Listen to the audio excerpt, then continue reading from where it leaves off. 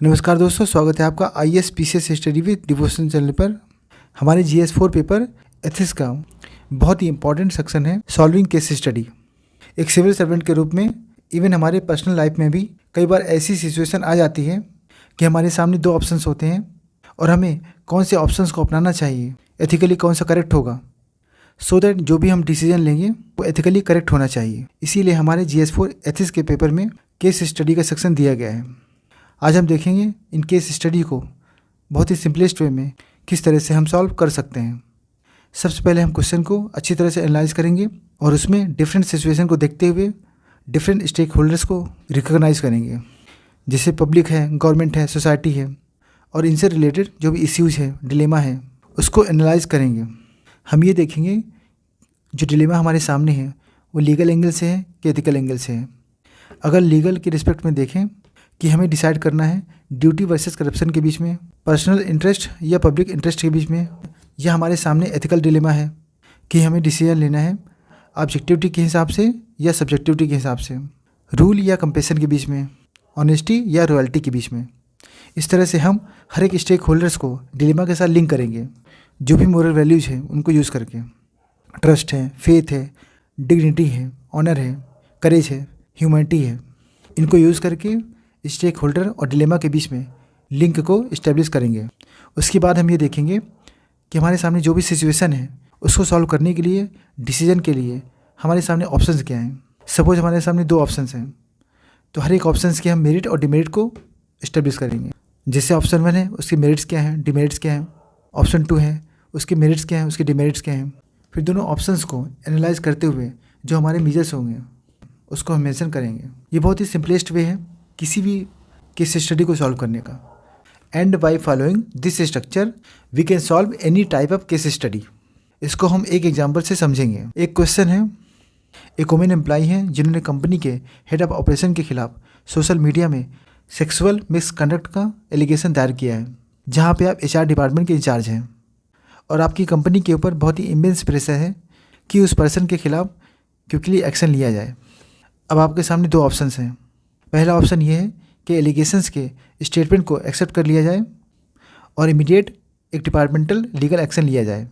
दूसरा ऑप्शन ये है कि मैटर को इंटरनल कंप्लेंट कमेटी के थ्रू प्रॉपरली इन्वेस्टिगेट किया जाए। हमें इन ऑप्शंस को एनालाइज करते हुए हमारा कोर्स ऑफ एक्शन क्या होगा इसको बताना है, और साथ में भविष्य में कंपनी में इस तरह की गतिविधियाँ ना हो, इसके लिए प्रॉपर मेजर क्या होंगे उसको सजेस्ट करना है। अगर हम इस क्वेश्चन की सिचुएशन को एनालाइज करें तो ये रिलेटेड है जेंडर इनजस्टिस से, इनइक्वालिटी से। इस तरह से हम क्वेश्चन के आंसर की शुरुआत कर सकते हैं क्वेश्चन की सिचुएशन को बताते हुए, और साथ में कोई डेटा अगर हमारे पास में है तो हम यहाँ दे सकते हैं। जैसे कि हमारे पास NCRB का एक डेटा है 2017 का, जिसमें ये बताया गया है कि वुमेन्स के खिलाफ सेक्सुअल हरासमेंट के केसेस में 16% का इंक्रीमेंट हुआ है। और इसके बाद हम इस तरह से एक चार्ट बना सकते हैं जिसमें सारे स्टेक होल्डर्स जो इस क्वेश्चन में हैं उसको मेंशन करेंगे। लाइक कंपनी है, हेड ऑफ ऑपरेशन है, HRD हेड जो कि हम हैं, और वुमेन है, and most important public at large, social media.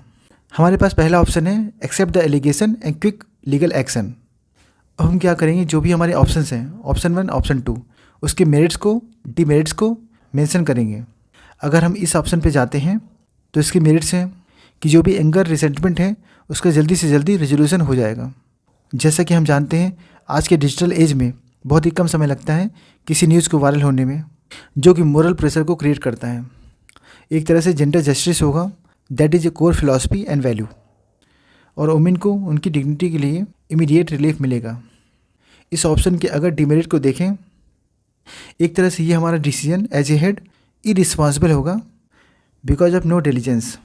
ये भी हो सकता है कि फॉल्स कंप्लेंट हो, और यहाँ पे ये भी है कि हमने किसी रूल या प्रोसेस को फॉलो नहीं किया। हमारे सामने दूसरा ऑप्शन है investigation through internal complaint committee. इसके अगर मेरिट्स को एनालाइज करें, अगर हम इसे फॉलो करते हैं then due process of law को फॉलो करते हैं, due procedural law of company को फॉलो करते हैं, विच इज़ एज पर विशाखा गाइडलाइंस। ऐसा करने पे सिचुएशन का ऑब्जेक्टिव असेसमेंट होगा। एक तरह से ये मेथड इंस्टीट्यूशनलाइज्ड मेथड होगा, which is as per internal complaint committee sexual harassment act 2013।